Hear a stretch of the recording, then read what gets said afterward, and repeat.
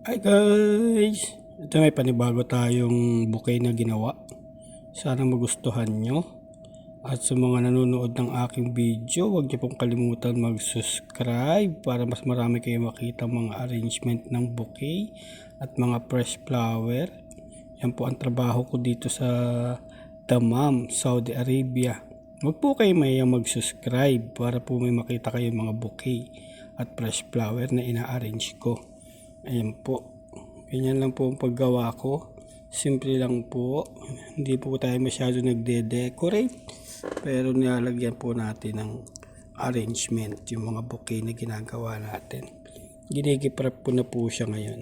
Ayan na po yung ayos ng bouquet na nagawa ko. Igigiprep lang po natin siya. Ayan. Nagpo-fold lang ako ng mga wrapping paper na puti. Ayan po guys. Huwag po kayo mahiyang mag-subscribe para po dumami po ang aking subscriber. Konti pa lang mga nagsusubscribe sa aking mga video.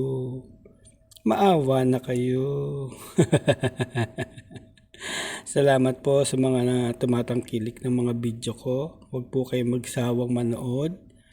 Ay may awa din ang Diyos at dadami rin ang mga subscriber natin. At ito tuloy-tuloy lang po natin ang ating trabaho dito. Nalilibang din naman po ako sa mga ginagawa ko. Nakakaalis din po ng homesick. Kahit malayo sa pamilya. Ayan, ginagawa kong libangan ng pagtatrabaho ko. Ayan.